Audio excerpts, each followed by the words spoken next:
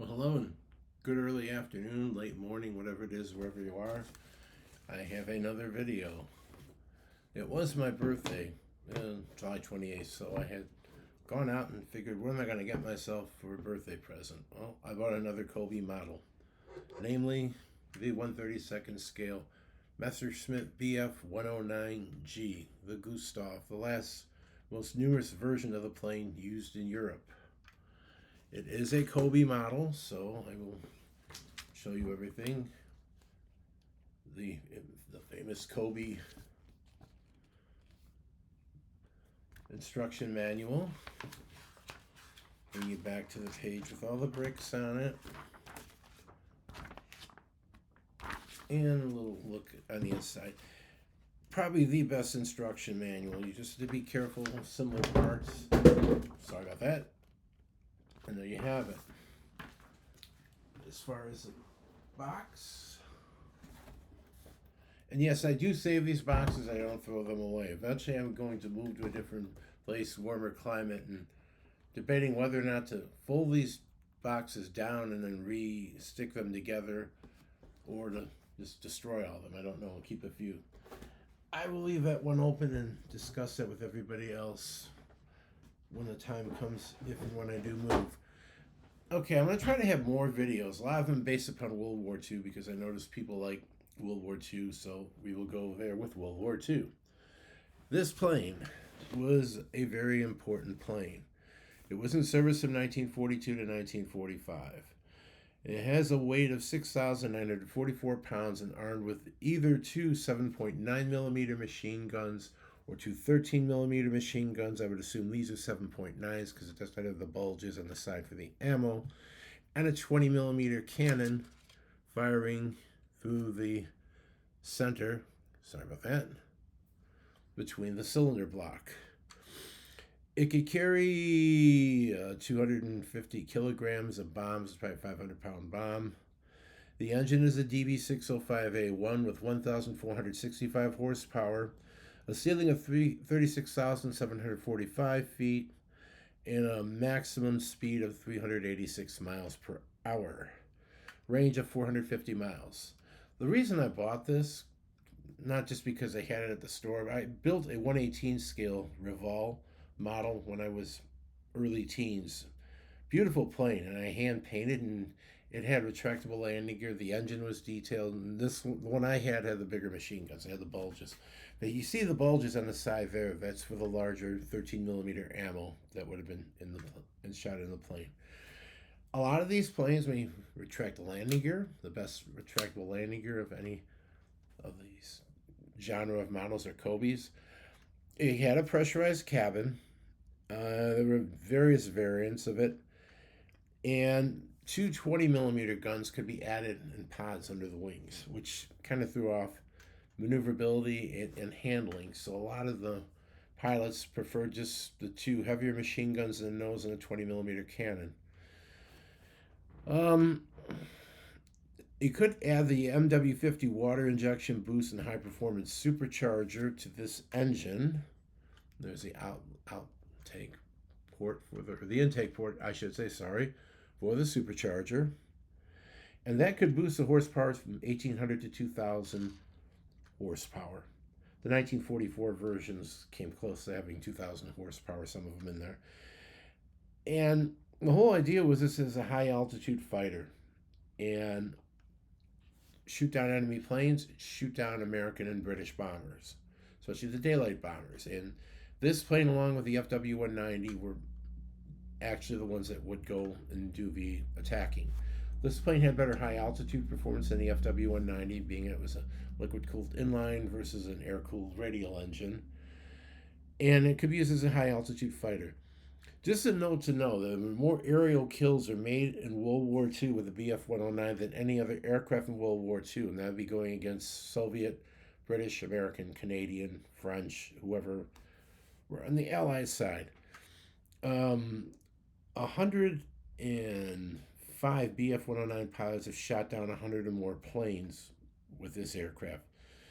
13 more scored more than 200 kills, and 2 scored more than 300 kills, one of them being Eric Hartmann, the famous ace from World War II.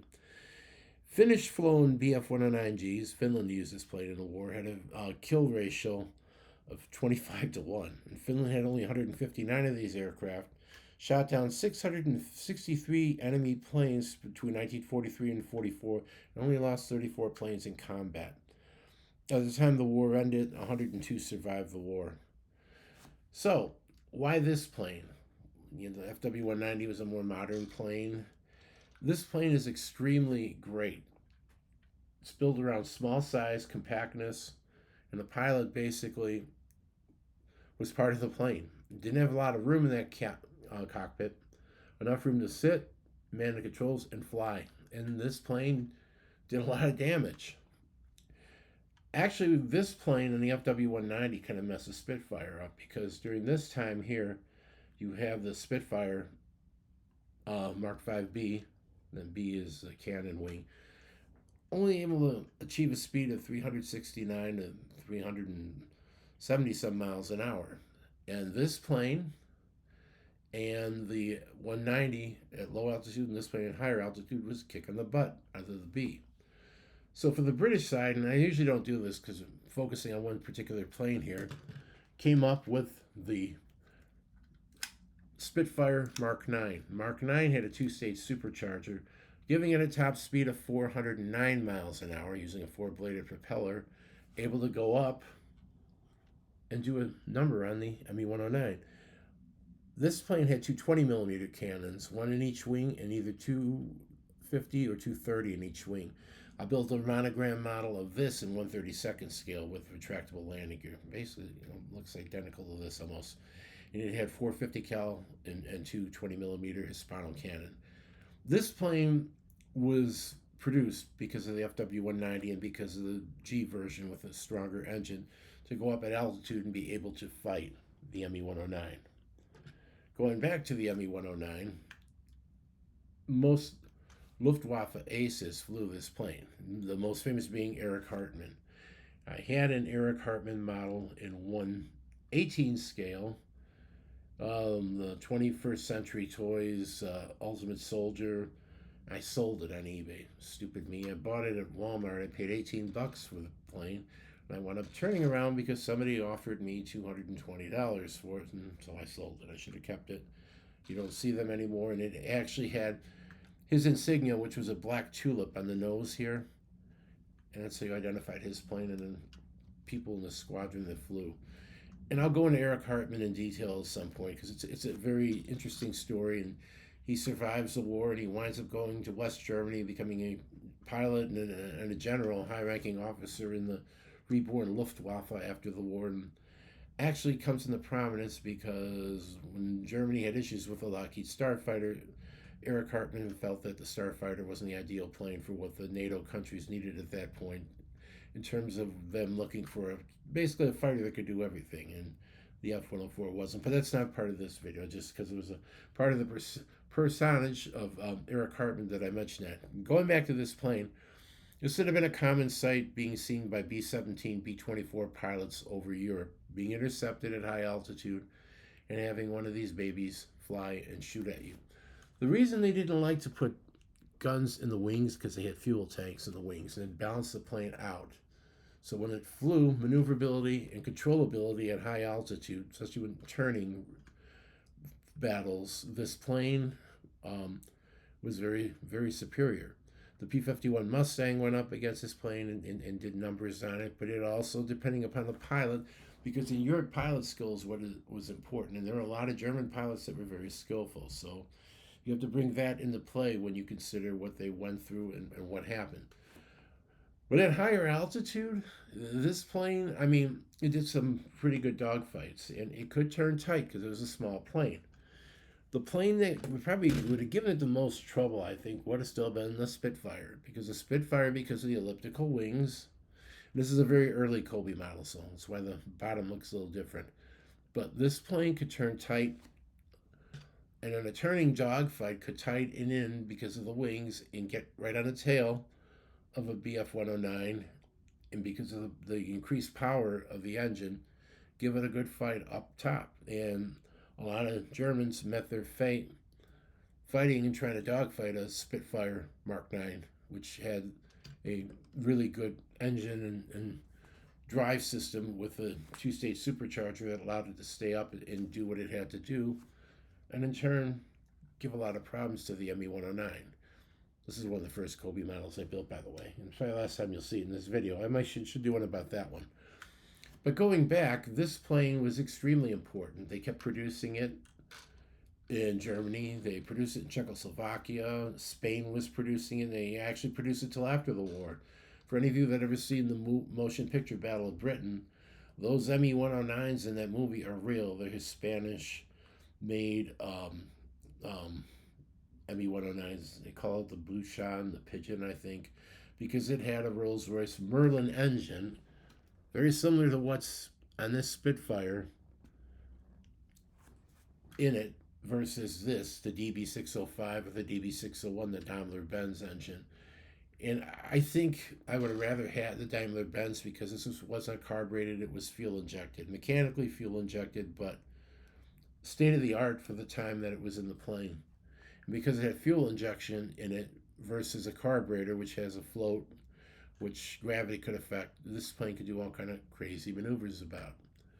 And so a lot of Luftwaffe pilots like this plane because once they got used to it and learned to fly it, they could become superb pilots in this plane. This plane also went up against the P-39 and the Yak-3, Yak-9, Yak-1, the Soviet planes. I might do a video on that, a little bit more detail, because I do have models of those in Soviet colors battling this plane and the FW-190. They kind of fought in tandem. The FW-190, a little bit lower altitude fighter because of the air-cooled, and this baby would be up topside. But this plane also did a lot of its stuff at lower altitude. For whatever reason, maneuverability and turning ability was a little bit easier in a dogfight. And so all these dogfights were at lower altitude, where the Soviets did really well with the P-39s that we sent them, and they adapted them. And because the P-39 actually was like almost as fast as this, 390 miles an hour, and this is 386, I think I said. So speeds are pretty similar. But what happened to be the skill of the pilot that would determine the outcome of the battle and the outcome of the pursuit and everything else. And it's all hedged upon pilot skill and ability to control the aircraft that you had. And it was easy for the Germans at the beginning of the war and middle part of the war when they had training that were high levels and they had good pilots. And good pilots that became wingmen and leaders of squadrons that also in turn would train other younger pilots.